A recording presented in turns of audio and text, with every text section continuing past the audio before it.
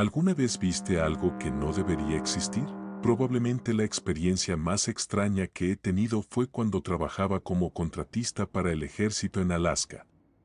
Una vez al mes viajaba a una estación remota de radar ubicada en lo alto de una montaña para hacer trabajos de mantenimiento. Llegábamos en avión y aterrizábamos en una pista muy básica, que en realidad era solo un tramo de terreno más o menos plano. Normalmente íbamos dos personas, pero esa vez me tocó ir solo. El piloto me dejó y debía regresar unas horas más tarde. Cuando terminé mi trabajo, me comunicaron por radio que el avión no podría volver por los fuertes vientos y que tendría que esperar hasta el día siguiente. No era la primera vez que pasaba, así que no me preocupé. El puesto tenía un pequeño refugio de emergencia con calefacción y provisiones para este tipo de situaciones. Calenté el lugar, comí una de las raciones empaquetadas que había disponibles y me fui a dormir. Como a las 3 de la madrugada me despertó una luz blanca, intensísima, que entraba por la pequeña ventana del refugio y se movía de un lado a otro, como si alguien caminara hacia mí con una linterna potente o un reflector. Supuse que el avión había llegado y que no lo había escuchado, aunque eso ya era raro, porque aterrizar en esa pista sin iluminación y en plena oscuridad era prácticamente imposible. Aún así, agarré mis cosas y abrí la puerta. Afuera no había absolutamente nada, solo oscuridad total y el sonido del viento. Ni siquiera la luna estaba en el cielo. La persona viva más cercana estaba a más de 80 kilómetros. Como podrás imaginar, no dormí casi nada el resto de la noche.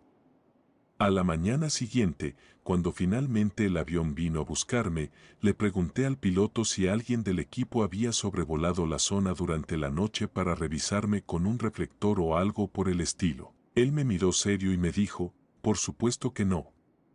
Todo estaba totalmente detenido. Intentar volar hasta aquí anoche habría sido una locura. Si te está gustando, suscríbete. Siguiente historia. Vi una especie de objeto volador no identificado en el patio trasero de mi casa hace unos 6 años y todavía no logro explicarlo del todo. Era perfectamente circular y estaba flotando a unos pocos miles de pies de altura, entrando y saliendo de unas nubes bajas. Sus movimientos eran muy extraños, nada parecidos a los de cualquier aeronave que haya visto antes. Se desplazaba muy lentamente en una dirección, de forma suave y precisa, durante unos segundos, y luego descendía de forma controlada, como si estuviera haciendo una maniobra deliberada. Repetía este patrón de movimientos una y otra vez durante al menos 1 o 2 minutos, que fue el tiempo que alcancé a observarlo.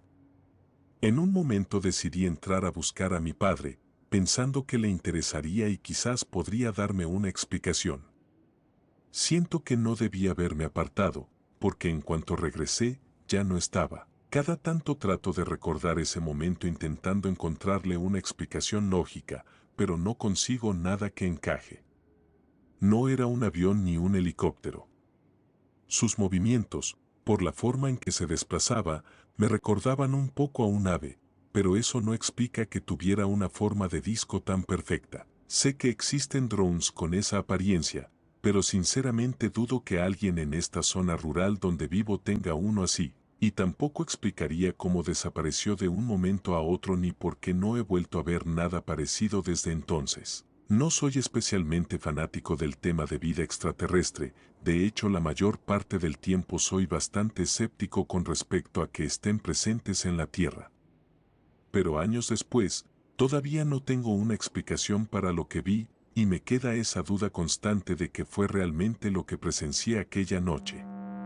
Siguiente historia. Existe una superstición que dice que no debes botar nada que haya dejado el dueño anterior cuando te mudas a una casa nueva. Nunca entendí muy bien por qué, pero se supone que no hay que hacerlo. En fin, hace unos 10 años, estaba ayudando a una amiga a mudarse a una casa alquilada de 4 habitaciones. Era una casa de 3 niveles, construida en los años 80, con madera clara por todas partes, en los pisos, en los gabinetes, en las paredes. Era su primer día allí, y yo estaba ayudándola a limpiar antes de empezar a meter las cajas. En el closet de la última habitación, que estaba en el piso de arriba, encontramos una gorra de béisbol vieja y polvorienta. Ella la vio y sin pensarlo la tiró a la basura. Le mencioné la superstición, pero al final nos reímos y seguimos con lo nuestro. Ya eran más o menos las 3 de la madrugada cuando por fin terminamos de mover todo. Nos sentamos en la sala con unos refrescos para descansar un rato después de tanto esfuerzo. Mientras charlábamos, hubo un momento en que nos quedamos en silencio, y justo ahí escuchamos el sonido clarísimo de una moneda cayendo. Nos miramos confundidas y empezamos a revisar toda la casa, cuarto por cuarto, sin encontrar nada raro. Finalmente fuimos al closet de la última habitación, donde había estado la gorra, y ahí en el centro del piso, completamente sola, había una moneda de 10 centavos. En ese momento decidí que era suficiente para mí, me fui y jamás volví a poner un pie en esa casa. Siguiente historia. Cuando tenía unos 14 años. Estaba viendo televisión en mi cuarto. No recuerdo si estaba lloviendo o había tormenta, aunque creo que no. De repente, escuché un sonido extraño, algo parecido a un zumbido, aunque también hacía un boos, como si algo pasara volando por la habitación. Era una luz completamente blanca, del tamaño aproximado de una toronja, que cruzó la habitación a una velocidad increíble. Se movió tan rápido que por un momento pensé que tal vez lo había imaginado.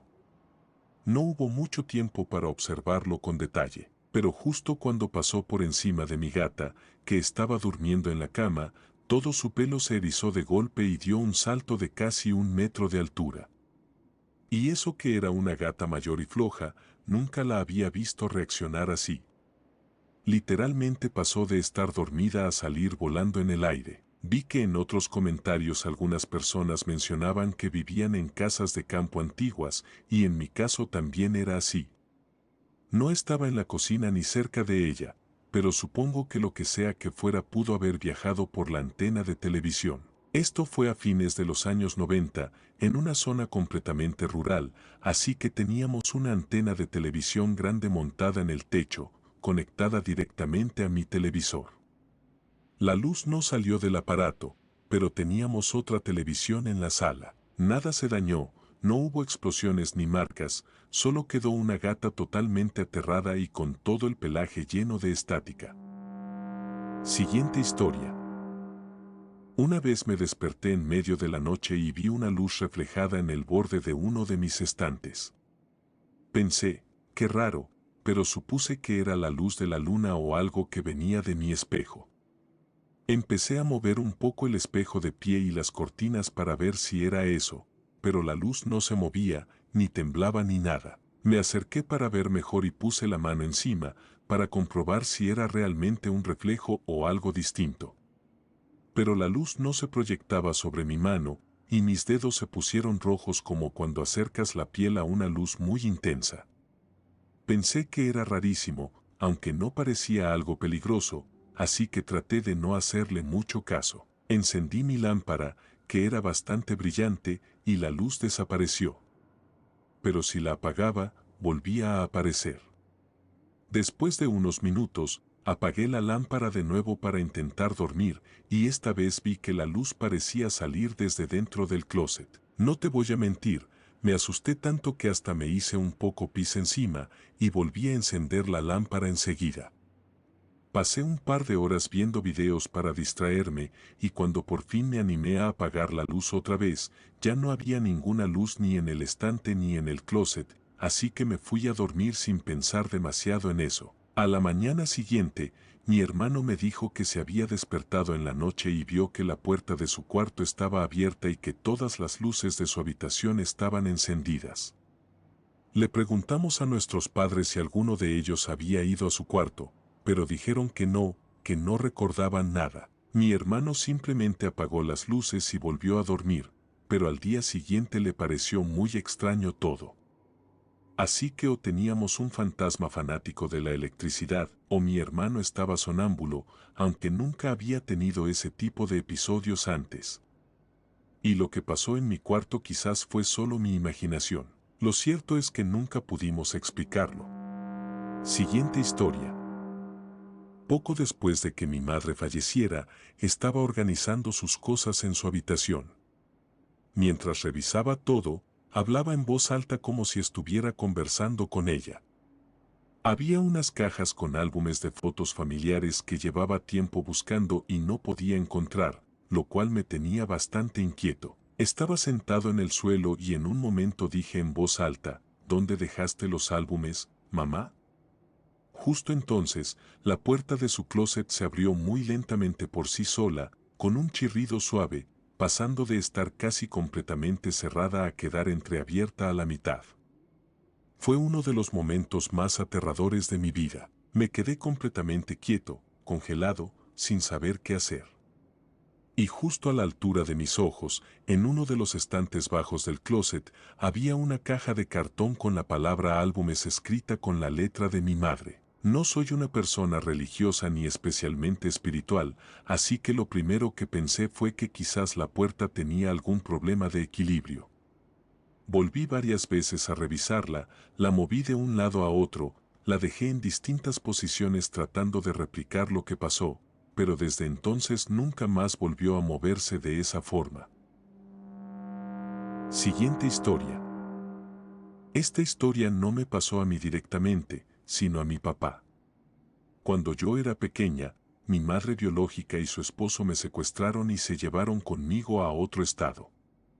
Mi papá me contó que, después de casi un año buscándome sin descanso, estaba empezando a aceptar la idea de que tal vez nunca volvería a verme. Un día, mientras caminaba por la calle, se le acercó una niña pequeña y le preguntó, ¿estás buscando a una niña? Él la miró, confundido, y entonces la niña se dio la vuelta, señaló hacia la esquina donde había un grupo de chicos jugando, y le dijo, está allá. Mi papá caminó en esa dirección, pasó junto a la niña para mirar mejor y me vio, entre los niños. Era yo. Se giró rápidamente para ver qué pasaba con la niña que le había señalado el lugar, pero ya no estaba. Había desaparecido por completo, sin dejar rastro. Resultó que mi madre biológica y su esposo habían vuelto a visitar a unos familiares por alguna razón. Durante mucho tiempo pensé que mi papá estaba exagerando o inventando esa historia, porque honestamente suena increíble. Pero con los años, me di cuenta de que esa es la única historia suya que jamás ha cambiado. No importa cuántas veces la cuente, cada palabra es exactamente igual, como si se le hubiera grabado en la mente. Incluso yo podría repetirla de memoria. Siempre que la narra, se le nota una mezcla de emoción y desconcierto, como si aún hoy estuviera tratando de encontrar una explicación lógica a lo que pasó. Yo tenía unos 2 o 3 años cuando ocurrió. Ahora tengo 26 y él sigue sin poder entenderlo del todo. Siguiente historia. Nos llamaron una tarde. Normalmente, cuando nos contactan, la llamada suele venir de un vecino, un amigo o algún conocido cercano de la persona fallecida, casi nunca de un familiar directo, especialmente si se trata de una muerte repentina o difícil de procesar. En este caso, fueron los vecinos quienes llamaron. La persona fallecida era un hombre de unos 40 años. Era un exmilitar y, por lo que pudimos deducir de algunas fotos que había en el área afectada, tenía esposa e hijo pequeño, aún menor de edad. La historia que nos contaron fue que había llevado a su familia a cenar y luego al cine. Al volver a casa, le pidió a su esposa que llevara al niño a la cama y en ese breve lapso se dirigió a la entrada que conecta el garaje con la cocina y allí terminó con su vida usando una escopeta. No tengo idea de por qué alguien haría algo así. Incluso habiendo visto muchas cosas y cargando con mis propios traumas personales, por más que entienda que cada quien vive su dolor de forma distinta, me cuesta mucho imaginar la idea de mandar a tu pareja a leerle un cuento a tu hijo o a cepillarle los dientes y aprovechar ese mismo momento, en la misma casa, justo debajo de ellos, para hacer algo tan extremo. Pero bueno, ese no es realmente el punto de esta historia. Lo que nos pidieron fue ayuda. La esposa estaba completamente fuera de sí, La policía ya había hecho su parte y los vecinos tenían permiso de ella para buscar una empresa que se hiciera cargo de limpiar el lugar. Claramente, ni ella ni su hijo podían volver a entrar en esa casa hasta que todo estuviera en mejores condiciones y hubieran tenido tiempo de procesar lo sucedido. Cuando llegamos, la zona afectada era como una especie de pasillo entre el garaje y la casa, pero más parecido a una despensa cerrada.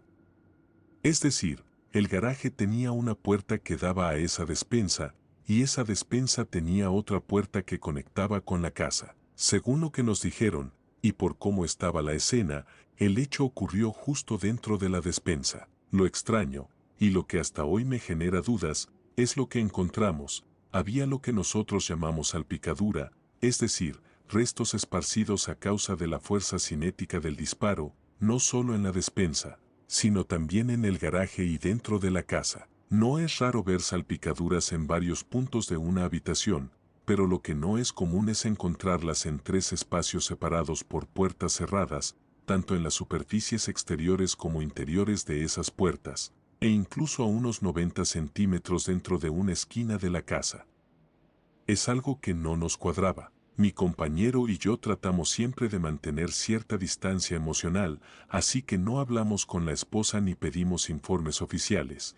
Es mejor para la salud mental no involucrarse más allá de lo estrictamente necesario. A veces, en el trabajo, entre nosotros le poníamos apodos a ciertos casos para poder referirnos a ellos sin entrar en detalles, y a ese lo bautizamos como Houdini.